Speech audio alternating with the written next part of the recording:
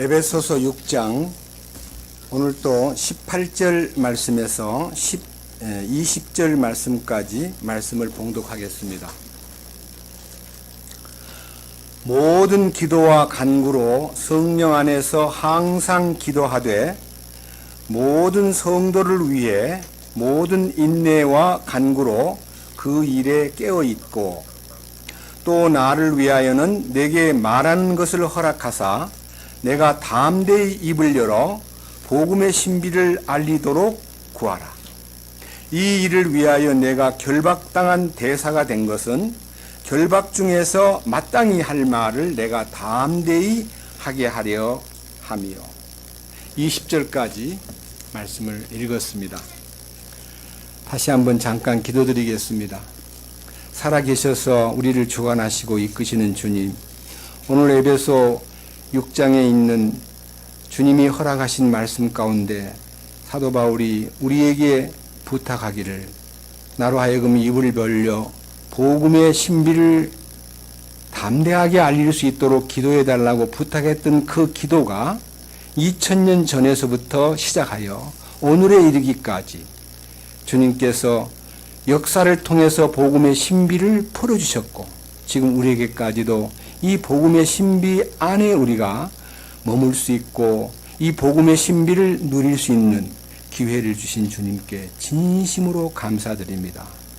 오늘 이 아침에도 말씀을 통해서 우리가 어떤 것이 복음의 신비인지, 복음의 신비를 아는 것이 무엇인지, 복음의 신비 속에서 기뻐하고 감사하는 것이 무엇인지를 알게 하여 주시옵소서. 우리 주 예수 그리스도의 이름으로 기도드렸습니다. 아멘. 지금 이 에베소 사실 6장 부분에 와서 오래 머물게 됩니다. 저는 너무 감사한 것은 우리가 기도에 대해서 평소에 많은 생각을 못하고 지냈는데 이 에베소 6장 끝부분에 와서 하나님의 전신갑주로 무장한 사람들이 마지막 기도로 우리가 어떻게 호흡하고 기도를 통해서 어떻게 주님하고 친근하게 되고 어떻게 주님의 뜻을 깨달을 수 있을까 하는 이 기도 문제에서 오늘은 이 마지막 기도 속에서 19절에 또 나를 위하여는 내게 말하는 것을 허락하사 내가 담대히 입을 열어 복음의 신비를 알리도록 구하라. 이미 이제 사도 바울은 복음의 신비를 알고 있습니다. 근데 이 복음의 신비를 알릴 수 있도록 기도해다오 그랬는데 이 편지를 쓴 시기는 서기 62년입니다. 사도 바울은 서기 67년에 네로 황제에 의해서 순교를 당했습니다. 그러니까 이 기도를 부탁한 지 5년 후에 돌아가셨는데 지금 이 시대까지 이 에베소 6장 19절에 있는 복음의 신비가 사도 바울이 열어놓은 사도 바울을 통해서 선포된 이 복음의 신비가 2000년 동안 아무런 장애를 받지 아니하고 많은 생명들에게 전파가 되었고 오늘 이 자리에 앉아 계신 여러분들에게도 복음의 신비가 나를 놀라게 하는 것입니다. 여러분, 복음의 신비 무엇이기에 복음이 무엇이기에 신비에 속한 복음이냐 이거예요.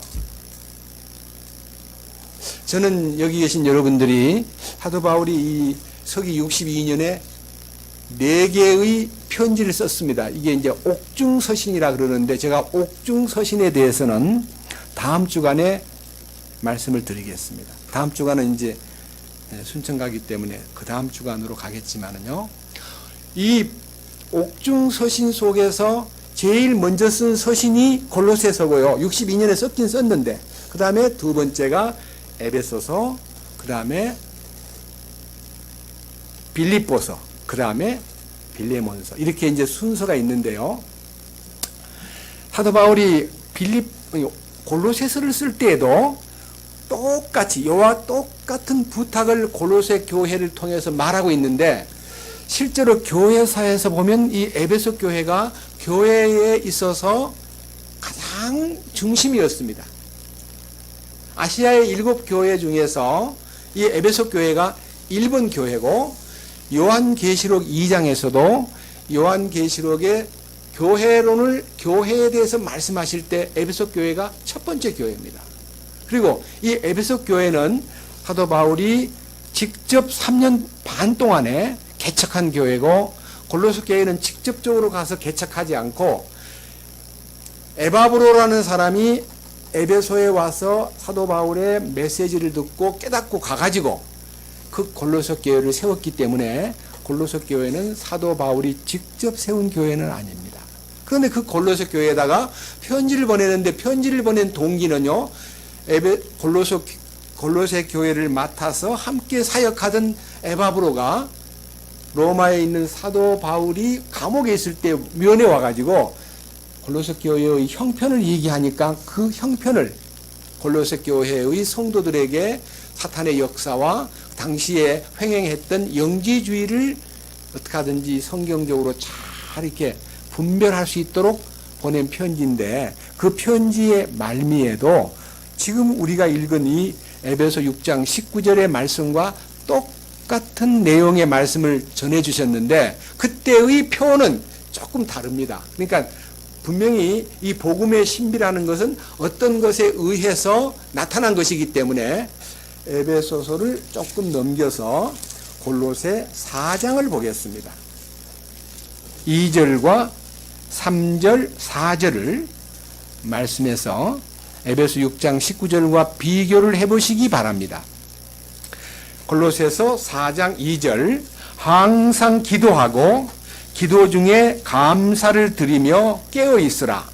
아울러 또한 우리를 위해 기도하되 하나님께서 말할 수 있는 문을 우리에게 열어주사 그리스도의 신비를 말하게 하실 것을 구하라. 내가 또한 그것을 위해 결박당하였나니 이것은 내가 마땅히 할 말을 하여 그것을 드러내고자 함이라. 예, 그리스도의 신비를 드러내기 위해서 내가 지금 투옥된 거다. 나 지금 이 감옥에 온 것은 하나님의 경륜 때문이다. 무슨 사고가 나서 범죄를 해서 그래서 내가 지금 감옥에 온 게 아니라 하나님께서 계획이 계셔가지고 나를 이 로마 감옥에 지금 감금시켰다. 나는 이 감옥에 온 것이 하나님의 명령에 따라 왔고 하나님의 경륜에 따라서 왔고 하나님의 그리스도의 신비를 전할 수 있는 기회를 얻기 위해서 막상 로마에 똑 도착해 와서 보니까요, 재판받을 과정이 너무너무 많이 밀려가지고 예루살렘에서 지금 재판받으러 온 이 소위 말하는 사도 바울의 재판 순서가 너무 오래 걸리기 때문에 야 나중에 부르면 와 그래야 할 텐데 부를 수 있는 가 있다가 와 하는 데가 너무 멀리서 왔기 때문에 방 하나를 구해가지고 거기서 머무르면서 대기하라고 했는데 대기 기간이 2년이 넘는 기간이에요. 2년. 놀라운 얘기예요. 그건 다음번 옥중서신을 말씀드릴 때 자세하게 말씀드리겠습니다. 사도행전 28장에요. 제수로 와서 로마에서 감옥은 아니고 대기 그렇죠. 유치장에다 넣은 것도 아니고 셋집을 하나 얻어가지고 거기서 그냥 기다리면서 로마의 군인이 와서 지키고 있는 거예요. 근데 자유롭게 어디 돌아다니는 것은 불가능하지만 자유롭게 사람들을 만나는 것을 허용함으로써 그 2년 동안 그 로마의 진짜 감옥이 아니고, 저는 로마의 진짜 감옥은 83년도에 로마 사도 바울이 갇혔던 감옥, 돌 감옥 지하를 방문한 적이 있지만요, 그 셋집에서 자유롭게 지내면서 이 편지를 썼기 때문에 아주 심각한 상황에서 편지를 쓴 거 아닙니다. 여기 보니까 이 3절에 골로새 4장 3절에 아울러 또한 우리를 위하여 기도하되 하는 여기에 우리는 사도 바울만 아니라 사도 바울과 함께 이 소위 말하는 동행자가 있어요. 동행자. 이 제수로 가는 사도 바울을 따라서 함께 동행한 팀이 있는데 그 중에는 누가도 있고요. 그 중에는 여기 두기고라는 형제도 있고 기타 디모데라는 사람도 나중에 같이 합류해가지고 팀이 이루어져 있는 거예요. 그리고 사도 바울을 옆에서 계속 돕고 있었습니다. 그리고 이 편지를 쓰면요, 그냥 당시에 우편으로 붙인 편지가 아니라 제일 4장 18절 밑에 뭐라고 되어 있냐면요. 골로새 사람들에게 로마에서 써서 두기고와 오네시모 편에 보내다. 이게 이제 두기고도 있었고 오네시모도 있었다. 오네시모라는 사람은 빌레몬, 골로새 교회의 감독인 빌레몬의 종으로 있던 노예가 사고를 치고 도망을 갔는데 어떻게 로마에 가서 사도 바울을 만나게 됨으로써 거기서 구원을 받게 돼요. 그래서 이 오네시모도 함께 이 편지를 들고 자기의 본래의 주인집인 빌레몬 집으로 찾아가는 매우 진귀하고 놀라운 얘기가 있습니다. 그래서 이 옥중서신 가운데 가장 우리 마음에 사랑이 넘치고 인격적으로 너무 놀라운 그 모습을 드러내는 것이 빌레몬서인데, 이 빌레몬서는 노예로 있던 오네시모를 구원받게 한 후에 다시 주인인 빌레몬에게 돌려보내면서 그를 용서하라. 그를 전에는 노예처럼 대했지만 이제는 형제처럼 대해다오 하는, 완전히 이 1세기의 노예 제도가 너무 공공연한 사회에서 노예가 구원받았기 때문에 주인 되는 분한테 그를 노예로 생각하지 말고 형제로 맞이해라는 말은요, 엄청난 하나의 뉴스거리입니다.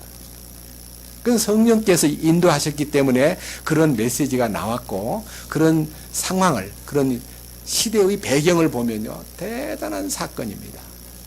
그런데 여기 그리스도의 신비가 4절에 이것은 내가 마땅히 할 말을 하여, 그것을 하는 것은요, 그리스도의 신비를 드러내고자 함이라. 예, 그리스도의 신비를 세상에 알리기 위해서 먼저 나를 주님께서 뜻이 계셔가지고 이 로마의 감옥에다 보낸 거니까, 내가 지금 감옥에 있는 것이 슬픈 것도 아니고 답답한 것도 아니고 빨리 석방되면 좋겠다, 내가 이 감옥에서 주는 밥을 먹고 지내다니, 이런 답답한 마음이 아니라 나는 하나님이 주신 사명을 어떻든 간에 세상에 선포하고 알리는 일을 위해서 여러분 함께 기도해 주세요 하고 부탁했습니다.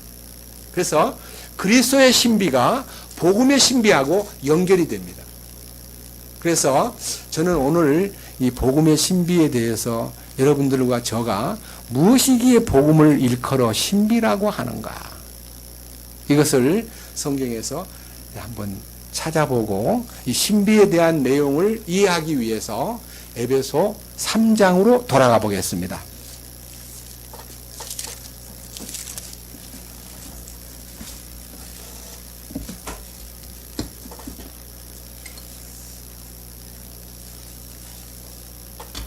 (3장) 1절입니다.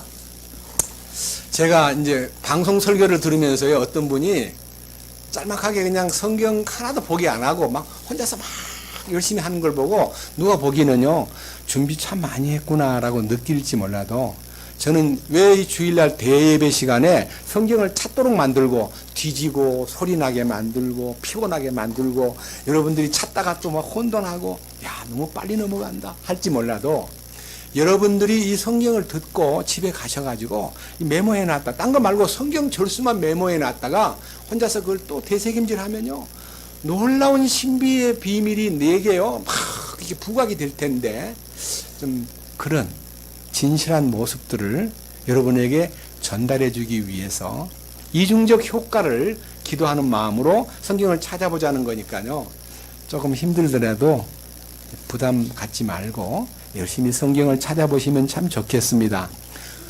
여기 에베소 3장 1절입니다.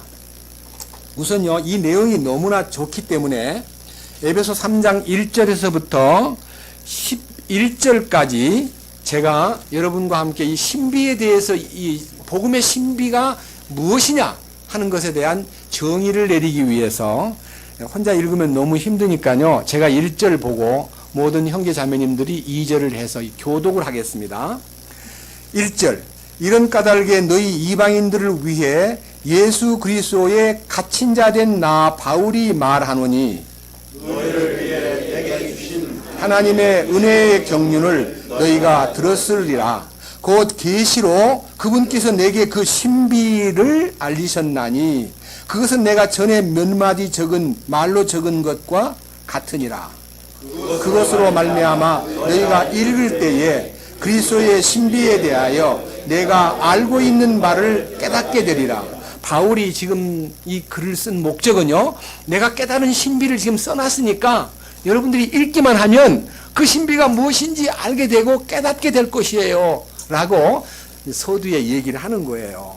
그 다음 5절, 그분께서는 이제 자신의 거룩한 사도들과 대언자들에게 성령을 통해 이 신비를 계시하신 것 같이 다른 시대들에서는 사람들의 아들들에게 그것을 알리지 아니하셨는데, 이 신비는 곧 복음으로 말미암아 이방인들이 그리스도 안에서 동료 상속자가 되고 같은 몸에 속하게 되며 그분의 약속에 참여한 자가 된다는 것이다. 이 신비는 6절에 이 신비는 바로 복음을 통해서 모든 버려진 이방인들이 그리스도 안에 들어와서 동료 상속자가 되고, 여러분과 나하고 동료가 된다는 말은 너무 당연하지만요, 그리스도와 동료 상속자가 된다는 말은요 엄청난 신비입니다. 어떻게 우리가 그리스도라고 하는 창조주하고 동료가 된다는 말입니까?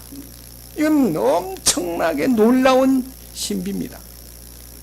그 다음에 동료 상속자가 되는 뿐만 아니라 같은 몸에 속하게 되고 하는, 같은 몸은요 머리 대신 주님이 주장하는 몸, 그러니까요 사람이 주장하는 교단이나 어떤 단체가 아니라 머리 대신 주님이 주장하는 그 신선한 몸 안에 우리가 한 몸이 되었다.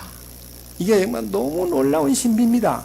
여러분, 각각 성 다르고 전통과 문화와 과거가 다르고 모든 성질이 다르고 배경이 다른 우리가요 어떻게 주님 안에 들어와 가지고 같은 몸이 되었느냐, 한 몸이 되었느냐, 이건 정말 신비예요. 설명할 수 없는 신비예요.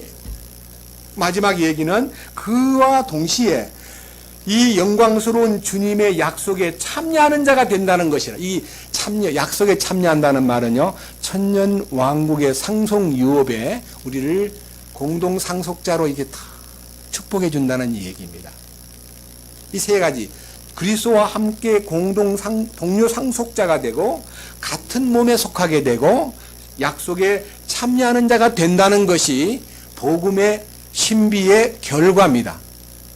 그 다음 7절, 내게 주신 하나님의 은혜의 선물에 따라 그분의 권능이 효력 있게 활동함을 힘입어 내가 이 복음의 사역자가 되었노라.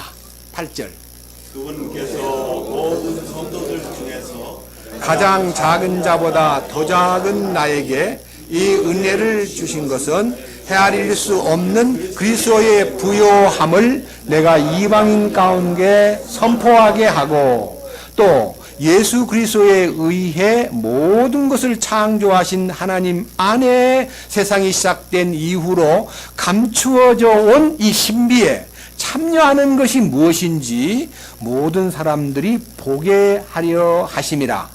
그 목적은 그분께서 이제 교회를 사용하사 하늘의 처소들에 있는 정사들과 권능들에게 하나님의 갖가지 지혜를 알게 하려 하십니다. 다 같이 11절이요.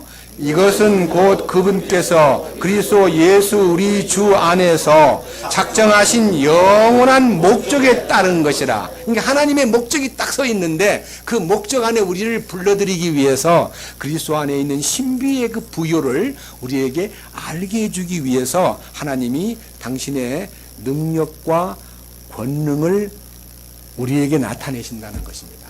여기 잠깐 보겠습니다. 8절, 그분께서 7절, 내게 주신 하나님의 은혜의 선물을 따라 그분의 권능이 효력 있게 활동함을 힘입어 내가 이 복음의 사역자가 되었다. 그러니까 그분의 권능이 효력 있게 활동한다는 말은 신앙생활은 우리 힘으로 어떤 과정을 통과하고 우리 힘으로 어떤 것을 쟁취하는 것이 아니라 우리가 힘 없음과 우리가 아무것도 할 수 없음을 그분한테 고백하면 그분의 강력한 권능이 우리에게 효력 있게 활동함으로써 그분의 손길로 인하여 이 복음의 사역자인 사도 바울이 밝힌 복음의 신비를 우리가 소유할 수 있다는 것입니다.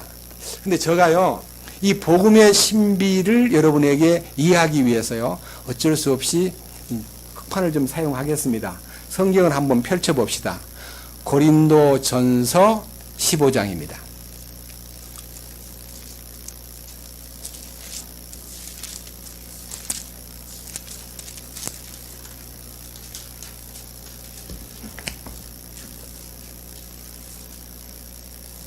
고린도전서 15장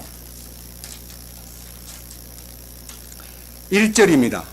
또한 형제들아 내가 너희에게 선포한 복음을 너희에게 밝히 알리노니 너희 역시 그 복음을 받았으며 또 그 가운데 서 있느니라.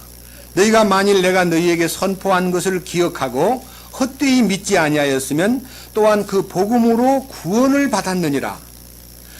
내가 또한 받은 것을 무엇보다도 먼저 너희에게 전하였노니 그것은 곧 성경 기록대로 그리스도께서 우리의 죄들로 인하여 죽으시고 4절 묻히셨다가 성경 기록대로 셋째 날에 다시 살아나시고 5절 게바에게 보이시고 다음에 12 제자에게 보이셨다는 것이라.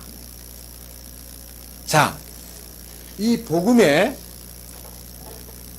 참된 의미가 저는 길게 여러분 앞에 얘기하지 않고요.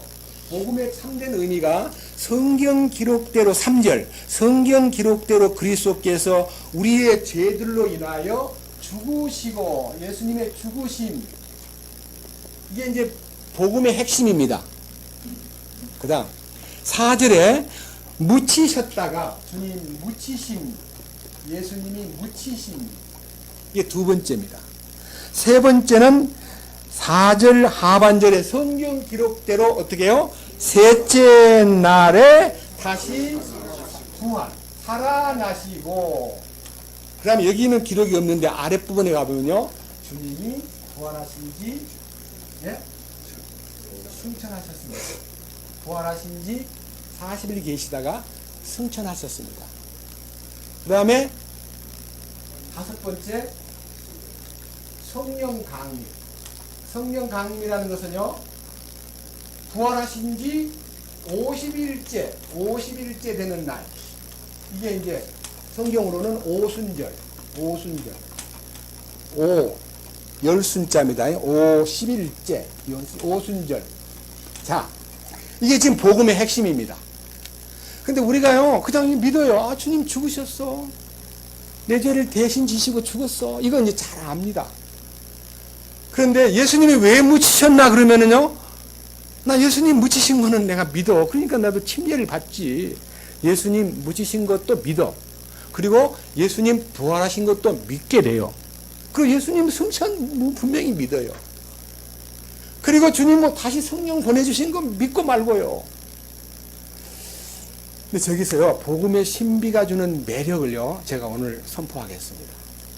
여기 3절에 그리스도께서 성경 기록대로 그리스도께서 우리의 죄들로 인하여 죽으시고 하는요, 이 죽으심의 대속적 죽음과 나 대신 죽었다고 하는 이 내용은 믿음으로 받아들이면 죄들이 씻어지는데, 이 주님의 죽으심에 연합을 할 때, 이게 주님의 죽으심에 연합되는 것이 신비입니다.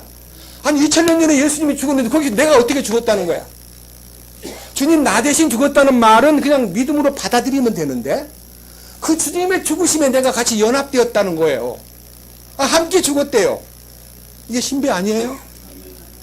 아, 어떻게 내가 여기 지금 예수님보다 2000년 후에 태어났는데 어떻게 내가 예수님 그 죽는 그 현장에 나는 가본 적도 없고 거리가 멀고 시간도 멀고 공간도 있는데 함께 죽었대요.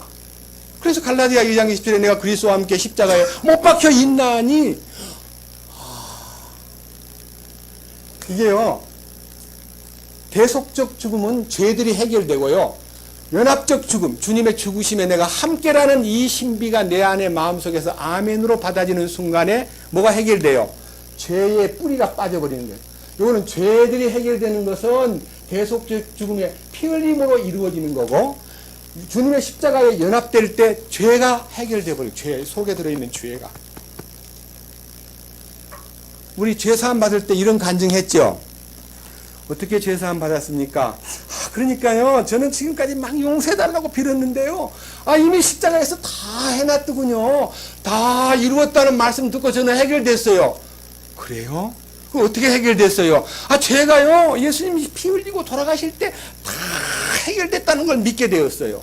그건 잘 믿으면서, 예수님 돌아가실 때 네가 그 십자가 안에서 연합만 되면 네 모든 본질, 네 모든 아담 안에 있는 근성과 성질과 모든 것이 다 깨끗하게 끝났다는 로마서 6장에 관한 얘기는 안 믿어요. 보니까 아직도 죄가 있는 것 같은데 아직도 자기를 보는 거예요. 뭘 보라 그랬어요? 십자가를 보라 그랬어요. 출애굽기에 피 흘림은 이스라엘 민족을 해방시키는 유월절 양이었지만요, 민수기 21장에 노뱀이 탁 서 있는데, 노뱀 누가 사람을 물었냐 하면요, 원망하는 이스라엘의 모든 군중들을 불뱀이 나타나가지고 다 무는데, 타작 즉사하는 거예요, 즉사. 그때 모세가 하나님 용서해 주시옵소서, 이 백성들의 죄를 용서해 주시옵소서 하니까, 모세야, 큰 장대에다가 구리뱀을 달아라. 그 장대에다가 구리뱀을 달아가지고 묶어놓고, 장대를 높이 달아놓고, 막 선포합니다. 여러분, 불뱀에 물린 사람들은 다 나와서 쳐다만 보세요. 쳐다만 보세요. 그러는데 상처만 쳐다보고 무슨 소리 하고 있는 거야. 지금 독이 심장으로 올라갈 텐데 이거 빨리 약을 발라주든지 뭐 조치를 안 해주고 뭘 보라 그래. 미쳤어. 나는 이건 아파 죽겠는데 하고 상처만 쳐다보는 사람은 다 죽었고요. 보라는 소리 듣고 그냥 기어 나와가지고 장대를 보는 순간에 독이 싹 빠져나가 버린 거예요. 이게 보는 것이 뭐냐? 모세가 광야에서 뱀을 든 것 같이 인자도 들려야 하리니 이는 저를 믿는 자마다 뭘 준다고요? 영원한 생명을 주게 하려 합니다. 영원한 생명이 뭐예요? 부활 생명이에요.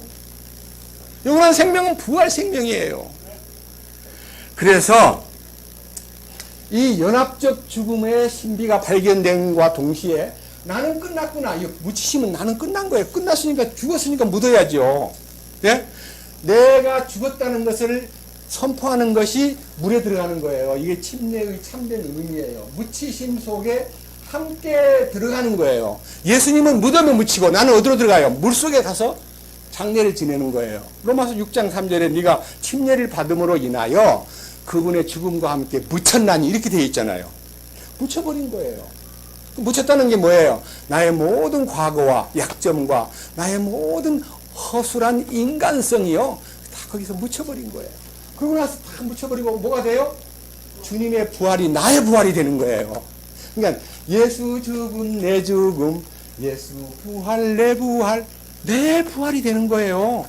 예수님이 혼자 부활한 게 아니라 나도 그 안에서 부활 생명 얻었다는 것은 이 거듭난 생명, 이 거듭난 생명이 내게 전달됨과 동시에 하나님의 성품이 내게 주어지는 거예요. 이게 하나님의 성품의 신비예요. 디모데전서 3장 16절에 나와 있잖아요. 하나님의 성품의 신비가 나타나는 거예요. 부활 생명을 소유한 사람에게. 그거는 부활을 따로 만드는 게 아니고요, 그의 죽음에 연합하면 저절로 묻힘에 들어가고 저절로 부활에 동참하는 거예요. 나중에 죽었다 깨는 그 부활 말고 여기서 부활 생명을 내적으로 경험하는 거예요. 이게 신비잖아요. 얼마나 놀라워요. 그런데 이게 여기까지는 대부분 다 믿는데 이 승천이 뭐고, 예수님 승천한 거 사도행전 1장에 보면 갈릴리 사람들아 어찌하여 서서 하늘을 쳐다보느냐, 너희 가운데 하늘로 올리우신 예수님은 하늘로 가심을 본 그대로 오시리라고 500여 형제들이 일시에 그 올라가는 모습을 보았잖아요. 예? 그럼 그거하고 나하고 무슨 관계가 있습니까? 에베소 1장. 자, 보십시다. 에베소서 1장. 예수님의 승천과 나와의 관계입니다. 20절. 그분께서 그리스도를 죽은 자들로부터 살리시고 하늘의 처소들에서 자신의 오른편에 그분을 앉히실 때에 그 권능을 그분 안에서 발휘하사 그분을 모든 정사와 권능과 강력과 통치와 이 세상뿐 아니라 오는 세상에서 불리는 모든 이름보다 훨씬 위에 두셨고 그 모든 것을 그분의 발 아래 두셨으며. 자, 이게 놀라운 얘기예요. 이 말은요,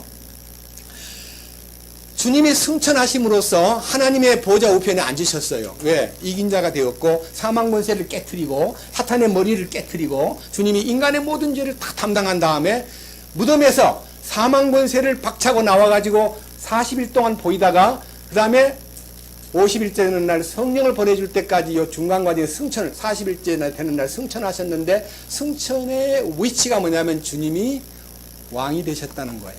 주님이 그리스도가 되셨다는 거예요. 근데 거기에 우리를 포함했다는 거 아닙니까? 2장 보세요. 에베소서 2장 4절.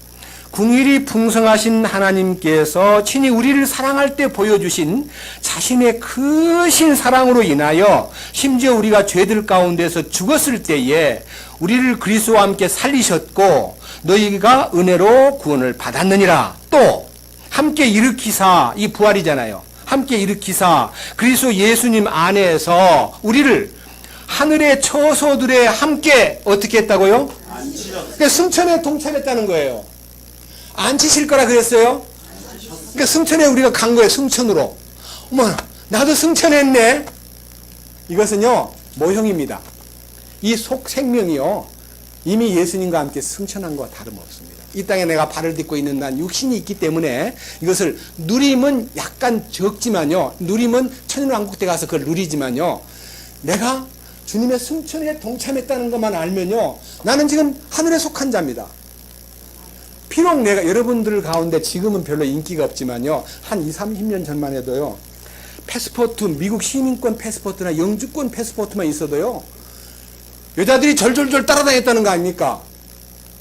야, 그 사람 미국 시민권이 있더라. 영주권 가진 자야.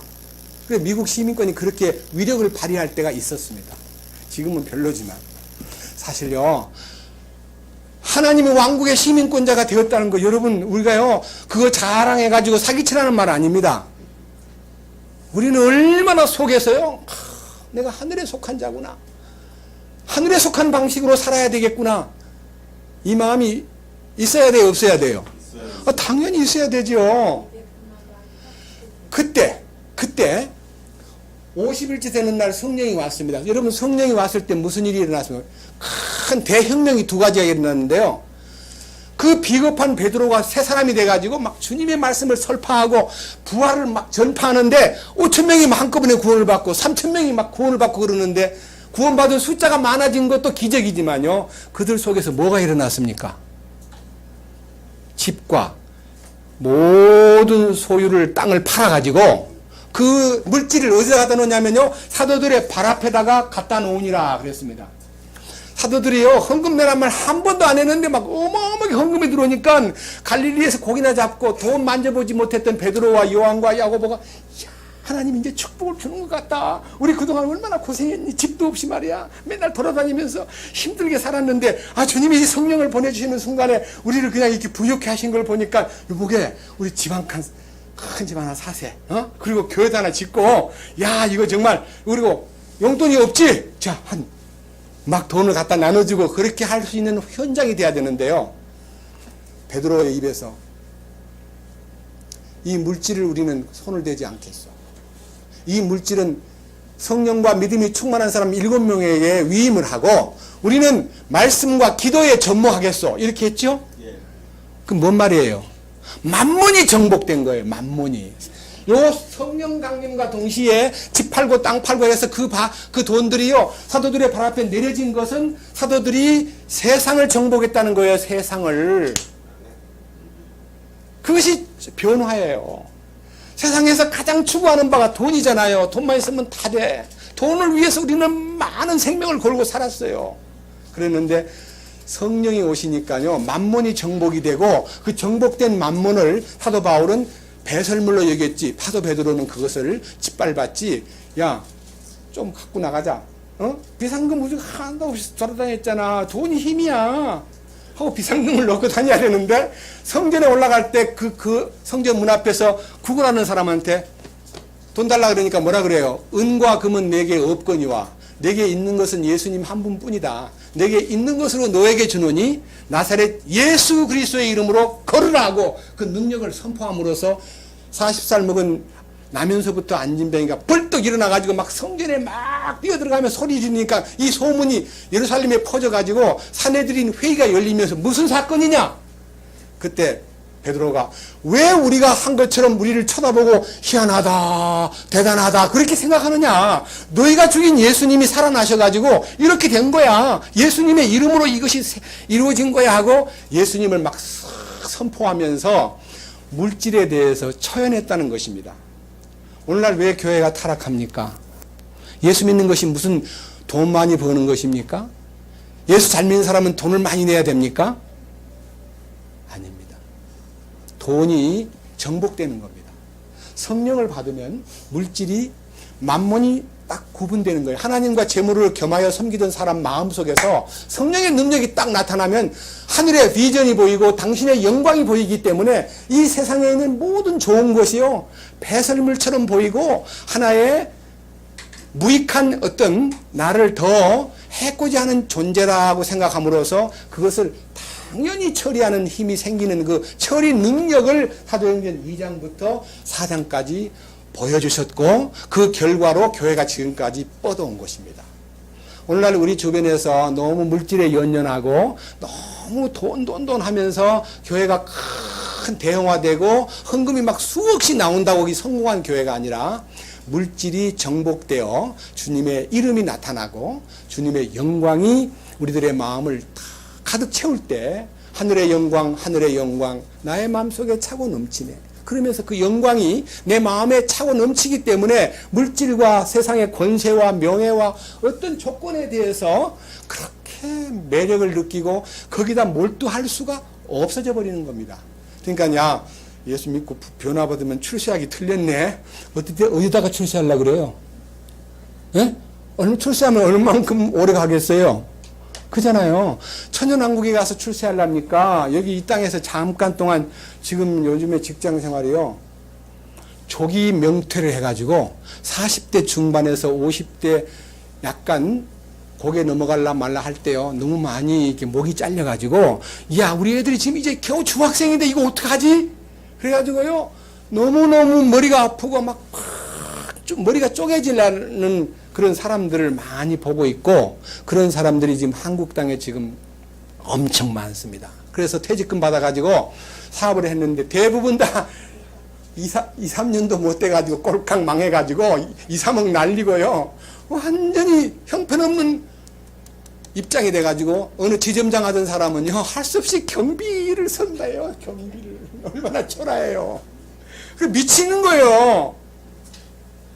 근데 우리는 주님을 알면요. 이 영광스러운 신비 안에만 들어가면 세상 사람 날 부러워 아니하여도 나도 또한 세상 사람 부럽지 않네. 하나님의 은혜를 생각할 때에 할렐루야 찬송이 저절로 나네. 이 속에서 그 마음이 있어야 신비에 참여한 사람입니다. 이해하시겠습니까? 그러면 저는요, 이 신비가 이루어진 사도 바울을 중심해가지고 이 신비에 들어간 사람의 변화의 프로세스, 어떻게 변화돼가지고 어떻게 살아가고 있는가를 한번 선포하는데 주력을 해보겠습니다. 왜냐하면 저도 그 일에 대해서 조금씩 눈을 뜨고 있기 때문에 그 매력을 느낍니다. 로마서 1장.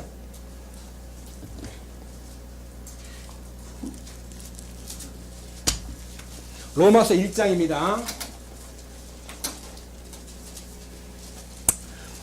1절.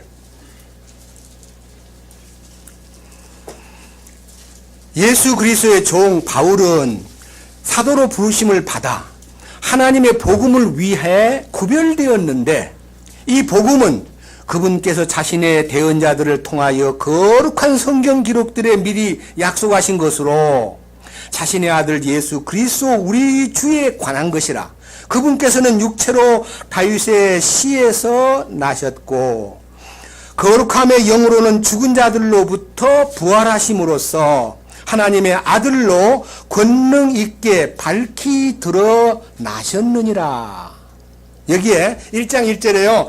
하나님의 복음의 이 구별됨, 하나님의 복음이 이제 나타났는데 2절에 보니까 이 복음이 성경 기록 속에 나타나 있는 약속을 통해서 예수 그리스도의 죽으심과 그분의 묻히심과 그분의 부활과 그분의 승천과 성령 강림으로 세상을 정복하는 역사가 약속되어 있기 때문에 하나님의 아들로 당당히 권능 있게 드러난다는 말은요, 예수님이 하나님의 아들됨을 다 비웃고 믿지 않았는데 부활 승천하심으로 성령이 나타남으로 인하여 하나님의 아들이 그리스도가 되셨구나라고 믿게 되었어요. 사도행전 1장부터 28장까지가 너희가 죽인 예수님께서 주와 그리스도가 되셨느니라. 예수님이 왕이시니라 하고 선포함으로써 그들이 굴복하고 지금도 그 복음의 핵심은 그리스도의 왕되심을 믿는 믿음이 우리를 주님 안으로 다 이렇게 모아주는 것입니다. 이게 하나님의 복음이 출발점입니다. 한 장 넘겨보세요. 16절. 내가 그리스도의 복음을 부끄러워하지 아니하노니 이는 그 복음이 모든 믿는 자를 구원에 이르게 하는 하나님의 권능이기 때문이라. 먼저는 유대인에게요 또한 그리스인에게로다. 복음에는 하나님의 의가 믿음에서 믿음까지 계시되어 있나니 이것은 기록된 바 의인은 믿음으로 살리라 함과 같으니라. 그러니까 아까 하나님의 복음이 출발점인데 여기 16절에 와서는 그리스도의 복음으로 말이 살짝 바뀝니다. 그 말이 뭔 말이에요? 하나님이 사람 되심은 이 세상에 그리스도로 기름 부은 자로 왕으로 대제사장으로 대언자로 오셔가지고 이 모든 것을 우리한테 이루어 놓음으로써 하나님을 아무도 본 사람이 없으되 그 독생자 예수님을 통해서 하나님께로 가는 길, 하나님을 아는 길, 하나님과 만나는 모든 정점, 소위 말하는 그분이 좌표를 마련해가지고 여기 오면 하나님을 만날 수 있다. 그 예수님을 통해서 하나님과의 관계가 열리기 때문에 하나님의 복음은 그리스도의 어떠하심에 의해서 연결되는 거예요. 그러니까 삼일 하나님의 위대함, 창조주 하나님과의 만남이 우리는 너무 어렵기 때문에 인간되어 십자가를 지신 낮아진 그 예수님 속에 창조주 하나님의 모든 능력과 신성이 다 들어있는데 그분을 통해서 이 복음에는 하나님의 의가 나타나 하는 이 의는요, 너희가 서기관과 바리새인의 의보다 더 나은 의를 갖지 아니하면 결단코 하늘 왕국에 들어갈 수 없느니라 하셨는데 그 하늘 왕국에 들어가는 의는 인간의 의가 아니라 하나님의 의가 나의 의가 되고 예수 그리스도의 죽었다가 다시 사신 부활 능력이 내게 찾아오면 그때 비로소 하나님의 의가 선물로 주어지는 거예요. 그러니까 하나님의 의를 받기만 하면 하나님의 그 놀라운 능력이, 신성한 능력이 내 것이 되는 거예요. 그래서 아까 예수 죽음 내 죽음, 예수 무덤 나의 무덤, 예수 부활 내 부활, 예수 승천 내 승천, 예수님의 성령 강림 나의 성령 충만. 그럼 연합해서 뭡니까? 그리스도의 복음이 나의 복음이 되는 거예요. 뭔 말인지 아세요? 그리스도의 복음이 내 복음이 되는 거예요. 로마서 16장 보십시다. 제일 뒤에. 로마서 16장.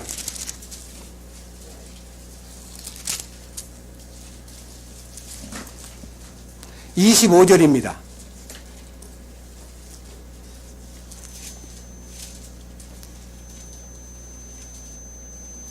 나의 복음과 나의 복음입니다. 하나님의 복음도 아니고 그리스도의 복음도 아니고 나의 복음과 사도 바울이 이 말을 쓸 때 복음을 나의 복음이라 했어요. 나의 복음.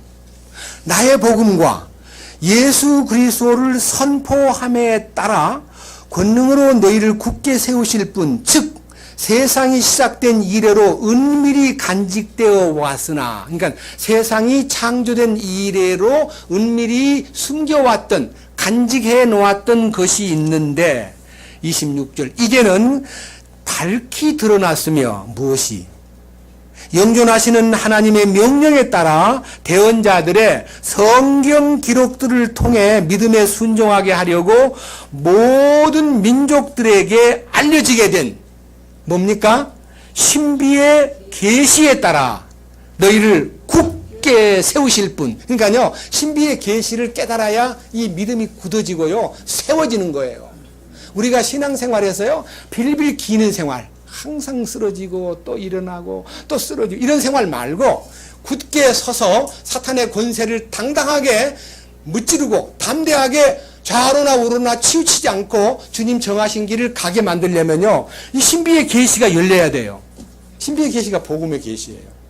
복음의 계시는 그리스도의 복음의 신비요, 그 신비가 나의 복음으로 마음에서 아멘 될 때에, 지난 주간에 이제 제가 모든 성도들을 위해서 기도해야 됩니다는 각 사람의 기도에 대해서 얘기하다가 갑자기 느헤미야 8장을 읽어가지고 그 에스라가 성경책을 들고 와가지고 이게 광장에서 막 이렇게 말씀을 선포할 때요, 백성들이 아멘 아멘 하면서 막 눈물을 철철철 흘리는 거예요. 70년 동안 포로 생활에서 너무 고달프게 고통스럽게 지내다가 이제 해방이 돼가지고 제일 마지막 3차로 들어온 사람들거든요. 느헤미야에 나와 있는 이 포로의 교화는요, 마지막 3차 포로에 들어온 사람들이라 늦게 온 사람들이에요. 늦게 와가지고 그 성벽 공사에 동참을 했는데 2달도 안 돼가지고 성벽 공사를 준공한 다음에 막 놀라운 사실을 간증하는데, 에스라서에는 성전이 회복되는 얘기입니다. 성전이 뭡니까?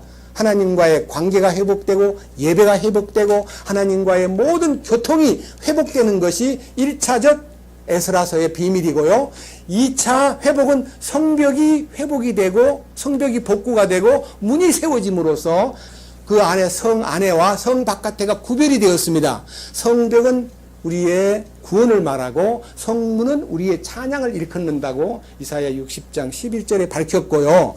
우리들이 그 통제, 이 통치권, 주님과의 관계 회복은 성전을 통해서 이루어졌고, 주님과의 다스림, 이 통치의 영역은 성벽이 완성됨으로써 구원의 안심, 구원받은 민족인데 징계를 받고 돌아와가지고 다시 이제 든든한 성벽 안에서 거처를 정하고 원수가 침략해도 성벽이 되어주신 주님, 우리의 성벽이 되어주신 주님께서 방패가 되어주시고 요새가 되어주시고 우리의 보호자가 되신 주님 안에 들어오면요, 우리 생활이 든든해지는 거예요. 그것이 이제 정치적 안정이라 그래가지고 통치를 받는 기쁨이에요. 그 통치받는 기쁨을 누리다 보니까요, 너무너무 과거가 부끄럽고 현재 그들의 이 상태가 부끄럽기 때문에 느헤미야 9장부터 12장까지 막 청산.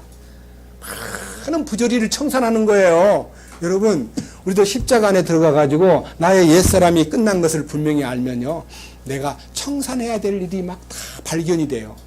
내 성질 못된 거, 내가 과거에 막 진 빚도 있고, 내가 과거에 사람들한테 상처 입히고, 많은 사람에게 고통을 주고, 집사람하고도 굉장히 막 괴롭힘을 줬던 그런 모습들이요, 막 떠올라요. 그러면 그거요, 하나씩 청산하는 것이 골로새 2장의 십자가의 능력과 골로새 2장의 디테일, 세부적으로 풀어나가는 얘기가 있습니다.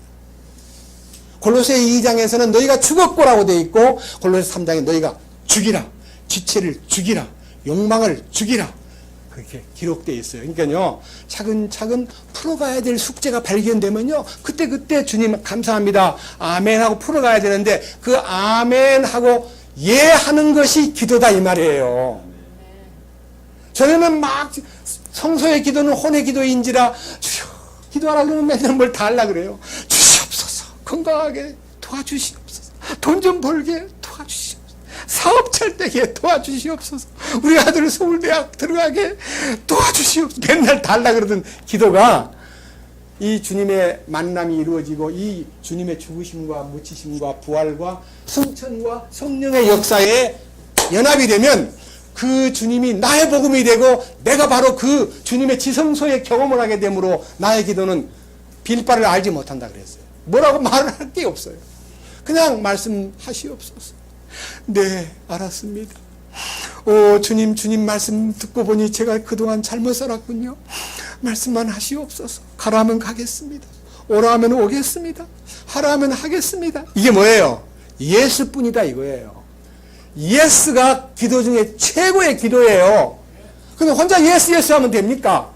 말씀을 듣고 말씀이 열려서, 그래서 이스라엘 그 군중들이 막 대성통곡을 하니까 느헤미야가 자 잠깐만, 그리고 우리 오늘은 거룩한 날입니다. 이 통곡과 눈물은 거두시고 우리 함께 나눕시다 해가지고 막 먹을 걸 나누어 먹어요. 그게 뭐예요? 교제가 시작되는 거예요. 참 교제가. 그 느헤미야 8장이 그 교제가 끝난 다음에 초막절로 들어가는 것이 천년왕국의 비전으로 안기는, 초막절이 천년왕국의 비전이거든요.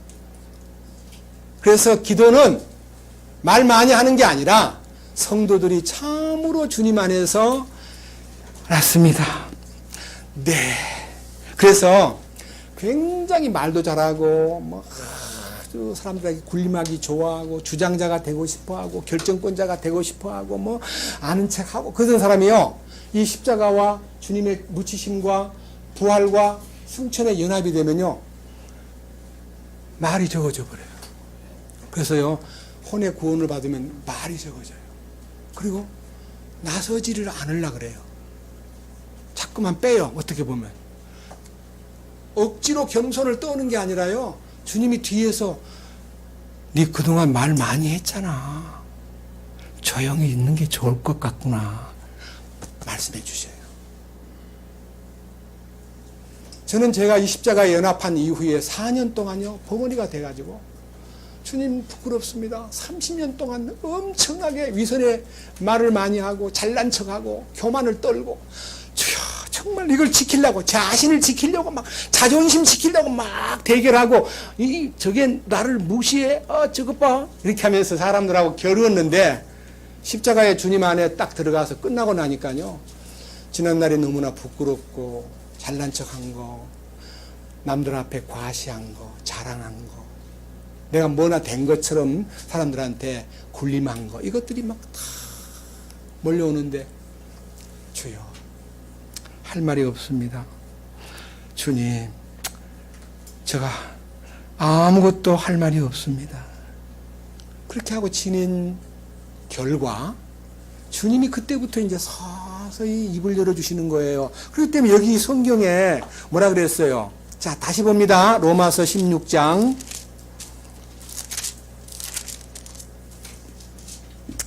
25절 자세히 들어보세요. 나의 복음과 이 그리스도의 복음이 나의 복음이 되었습니다. 그리스도의 나의 복음과 예수 그리스도를 선포함에 따라 권능으로 너희를 굳게 세우실 분, 즉 세상이 시작된 이래로 은밀히 간직되어 왔으나 이제는 밝히 드러났으며 영존하시는 하나님의 명령에 따라 대언자들의 성경 기록들을 통해 믿음에 순종하게 하려고 모든 민족들에게 알려지게 된 신비의 계시에 따라 너희를 굳게 세우실 분, 곧 홀로 지혜로우신 분 하나님께 예수 그리스도를 통해 영광이 영원토록 있기를 원하노라. 아멘. 이 말이 뭔 말인지 아세요? 예수님 뿐입니다. 나는 아무것도 아닙니다. 이 신비 안에 들어오고 보니까 예수님 한 분뿐입니다. I am not. 주님 한 분만을 우러러보는 마음이 이 속에서 저절로 우러나오는 것이 바로 복음의 신비에 들어간 사람의 특징입니다. 더 세밀히 보겠습니다. 더 세밀히. 디모데 후서 2장입니다. 디모데 후서 2장.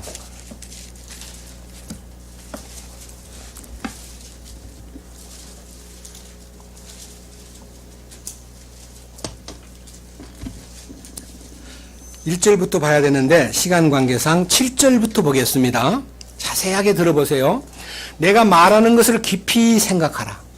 이거는요 복음의 신비와 그리스도의 신비에 눈을 뜬 사람들에게 명하는 간절한 부탁입니다. 내가 한 말을 깊이 생각해 봐라.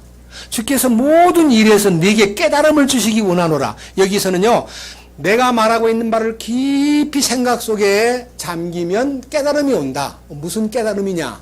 8절 다윗의 시에서 나신 예수 그리스도께서 나의 복음대로 야, 이게 갑자기 뭐 그리스도의 복음도 아니고 하나님의 복음도 아니고 은혜의 복음도 아니고 무슨 왕국의 복음도 아니고 나의 복음에 따라서 나의 복음대로 죽은 자들로부터 일으켜지신 것을 기억하노라. 왜 나의 복음에 죽은 자가 일어났습니까?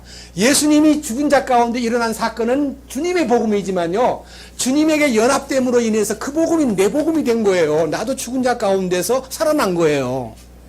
그걸 기억하라는 거예요. 너도 그 경험을 했지 않느냐? 바로 지금 얘기한 8절, 예수 그리스도께서 나의 복음대로 죽은 자들로부터 일으켜지신 것은 나도 그분의 죽은 자에 연합됨으로써 일으켜진 바가 된 것을 나도 아멘 할 수 있지 않느냐, 그 말이에요. 9절, 이 복음으로 인하여 내가 악을 행하는 자처럼 매이는 데까지 고난을 당하나 하나님의 말씀은 매이지 아니하느니라. 사도 바울은 이 복음 전하다가, 나의 복음을 전하다가 뭐 아그리빠 왕 앞에서, 베스도 각하 앞에서 나와 같이 되기를 원합니다. 이렇게 묶여진 것 말고는 나와 같이 되기를 원합니다. 그러니까 야, 너 미쳤구나. 네 많은 학문이 너를 미치게 하였구나 하니까 나 미친 거 아니고 참되고 정신 차린 말을 하나이다. 나는 미친 거 아닙니다. 내가 이 묶인 것 말고는 당신들도 나와 같이 되기를 원합니다. 이렇게 당당하게 묶였지만은요, 입은 열려 있는 거예요. 말씀이. 예?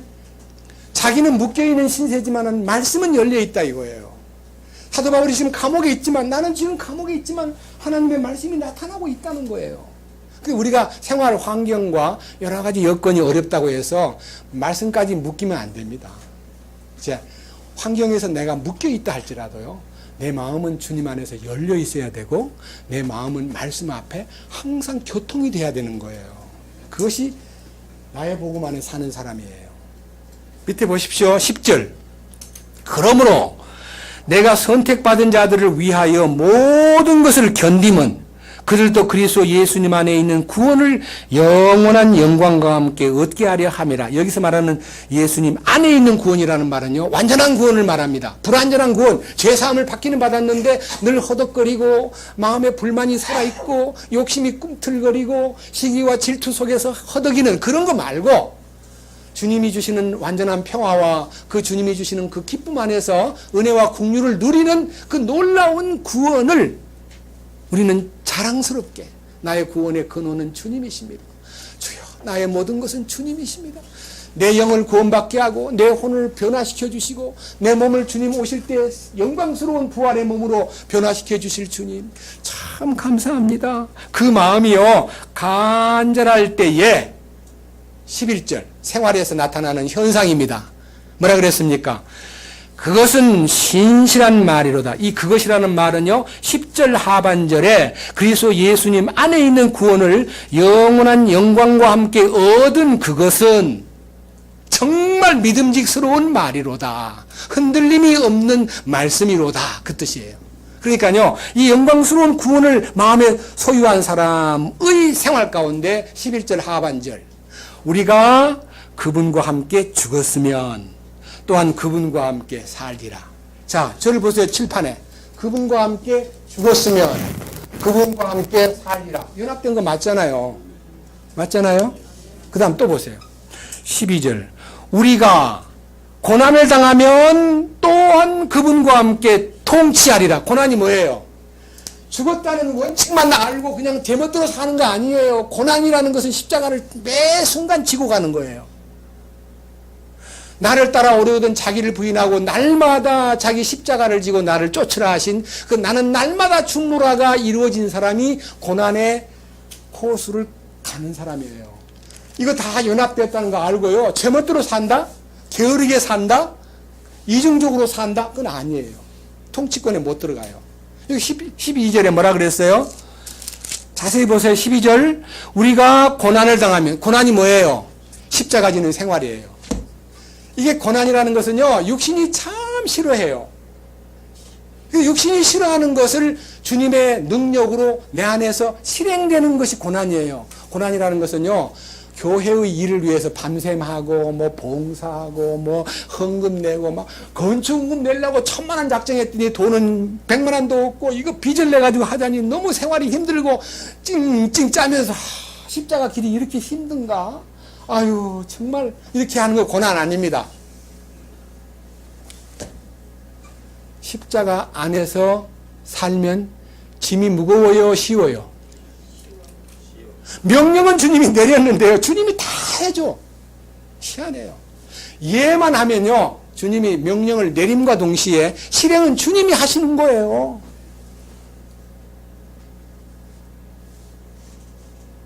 그거 경험해야 돼요. 주님이 해주신 것을 경험해야 돼요. 자, 그 다음 보십시오. 12절. 우리가 고난을 당하면 또한 그분과 함께 뭐 하리라요? 동치하리라. 우리가 그분을 부인하면 그분도 우리를 부인하시리라. 부인한다는 말이 뭔 말입니까? 십자가에 연합된 것은 자기가 인정해놓고 생활 속에서 주님을 부인하는 거예요. 베드로같이 다 버려도 저는 안 버리겠습니다, 목숨을 내놓겠습니다라고 말했다가 가야바 법정에 대제사장 집에 일하는 여자 앞에서 예수님을 부인했습니다. 얼마나 큰 베드로의 실패입니까?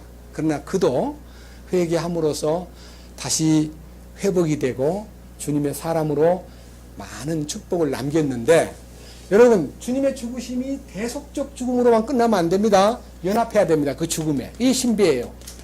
주님의 묻히심이 주님 혼자 묻힌 게 아니라 나도 거기 같이 묻혔다는 것을 믿으면 죄가 끝나는 거예요. 그리고 주님의 부활을 내가 참으로 믿으면 하나님의 의가 나타나요. 의의 생명이 내게 공급이 되는 것이 하나님의 성품의 신비가 내게 공급되는 거예요. 그러니까 내가 변화된 것은 노력의 산물이 아니라 주님이 내 안에 굳은 마음을 제거하고 부드러운 마음을 주어서 나의 영을 너희 속에 부어줌으로써 나의 요구를 너희가 행할 수 있게 되리라. 에스겔 36장 25절부터 27절까지 기록되어 있는 축복된 말씀인 것입니다. 믿습니까? 그게 믿음으로 사는 거예요. 주님의 믿음으로. 이게 얼마나 놀라운 약속이에요.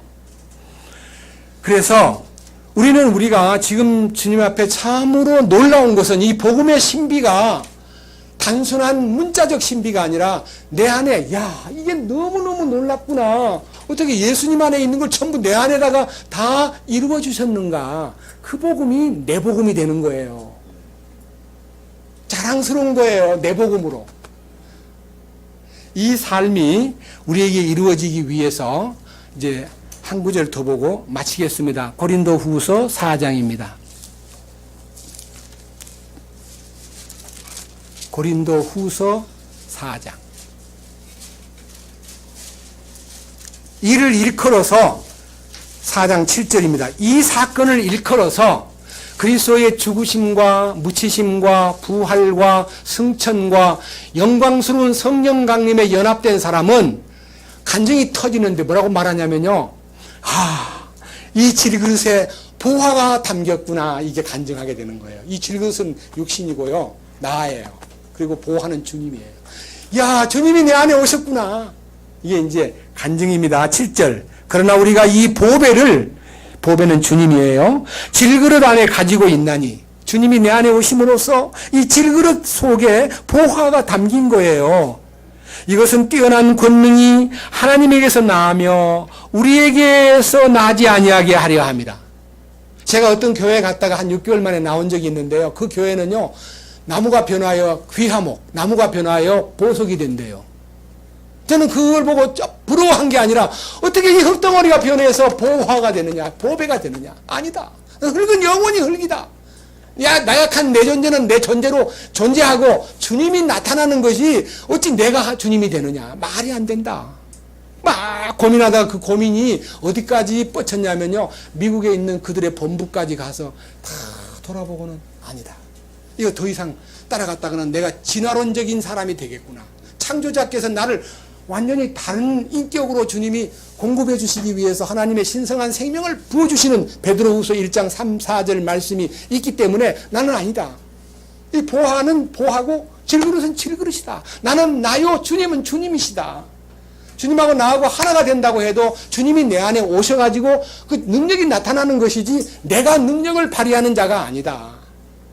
빌립보 4장 13절에 저는 옛날부터 내게 능력 주시는 자 안에서 내가 모든 것을 할 수 있다고 막 좋아했는데 능력을 내게 주어가지고 내가 능력 있는 사람처럼 나타나는 게 아니고 주님의 능력이 이끄신다는 걸 알았을 때에 마음의 그런 헛된 욕망과 우쭐대는 마음까지도 다 버렸습니다.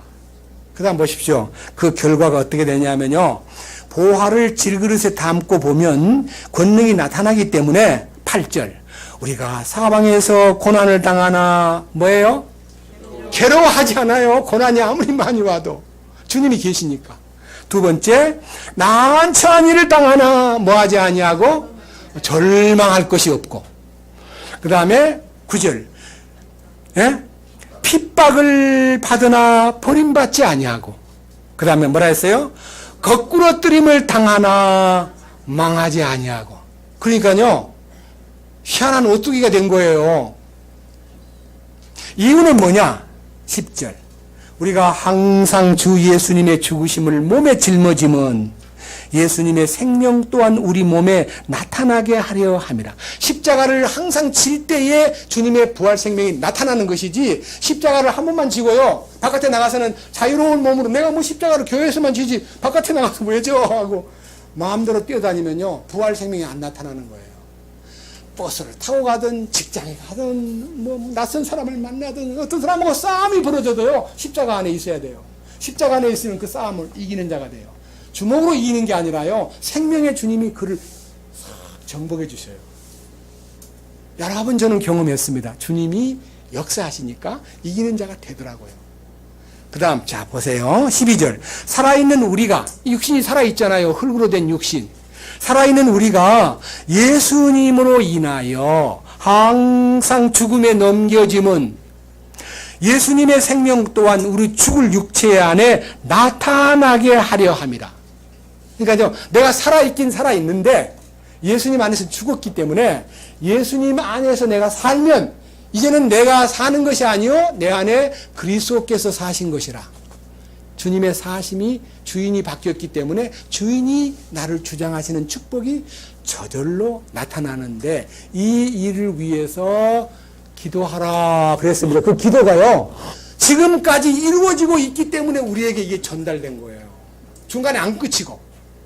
교회사를 연구해 보면 이 물결이 대운하처럼 뚫려 있는 게 아니라 지하수처럼 흐르고 있을 뿐이에요. 너무너무 놀라운 신비예요. 그런데 끊임없이 이 축복이 작은 생명들에게 연결되는데 똑똑한 사람, 부자, 돈이 많아가지고 막 거들먹거리는 사람 거기는 절대로 안 줍니다. 왜 그럴까요? 성경에 있습니다. 여기 고린도 전서 앞으로 넘겨가지고요. 고린도 후서 말고 앞으로 고린도 전서 2장.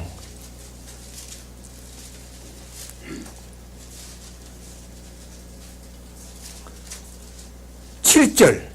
다만 우리는 신비 속에 있는 하나님의 지혜 곧 감추어진 지혜를 말하노니 이 지혜는 하나님께서 우리의 영광을 위하여 세상이 생기기 전에 정하신 것이라. 그러니까요, 이 신비는 감추어진 지혜요라고 말했는데 이 감추어진 지혜가 우리에게 계시되기 위해서 앞장 한번 넘겨보세요. 1장으로. 18절. 십자가를 선포함이 멸망하는 자들에게는 어리석은 것이로되 구원을 받은 우리에게는 하나님의 권능이니라. 기록된 바 내가 지혜로운 자들의 지혜를 무너뜨리고 분별 있는 자들의 명철을 쓸모없게 만들리라 하였으니 지혜로운 자가 어디 있느냐? 서기관이 어디 있느냐? 이 세상에 변론자가 어디 있느냐? 이 세상에서 이 세상에 하나님께서 이 세상의 지혜를 어리석게 만들지 아니하셨느냐? 하나님의 지혜에 있어서는 세상이 지혜로 하나님을 알지 못하였으므로 하나님께서 복음 선포의 어리석은 것으로 믿는 자들을 구원하시는 것을 기뻐하셨도다. 그 다음 밑에요. 23절. 우리는 십자가에 못 박히신 그리스도를 선포하노니. 그 다음 24절. 부르심을 받은 자들에게는 유대인들에게나 그리스인들에게나 그리스도는 하나님의 권능이요 하나님의 지혜니라. 그 다음 26절. 형제들아 너희를 부르신 것을 보거니와 부르심을 받은 자로서 육체를 따라 지혜로운 자가 많지 아니하고 강한 자가 많지 아니하며 고귀한 자가 많지 아니하도다. 그러나 하나님께서 지혜로운 자의 지혜를 당황하게 하려고 세상의 어리석은 것들을 택하시고, 하나님께서 강한 것들을 당황하게 하려고 세상의 약한 것들을 택하시며, 하나님께서 있는 것들을 쓸모없게 하려고 세상의 천한 것들과 멸시받는 것들을 택하시고 참으로 없는 것들을 택하셨나니 이것은 아무 육체도 자신 앞에서 자랑하지 못하게 하려 하심이라. 그렇습니다. 그래서요, 많은 종류의 훌륭한 인물들이 많지만요, 훌륭하다고 자부하는 사람에게는 복음이 딱 제한이 됩니다. 왕국의 복음이. 그런데 참으로 주님 앞에 주여 나는 아무것도 아닙니다. 나는 교만했습니다. 나는 그동안 멋모르고 까불고 살았습니다. 용서해 주시옵소서. 이때 주님이 십자가의 신비를 그에게 전해주시면서 그를 지혜롭게 만드는 거예요. 하나님의 지혜가 우리 안에 오면요, 세상 사람의 그 어떤 지혜보다도 정말 출중한 지혜가 나타나기 시작하고, 그것이 바로 우리를 주님 안에서 부유하게 만드는 것임을 믿습니다. 주님을 찬양합니다. 주님 감사합니다. 오늘 또 우리는 놀라우신 주님의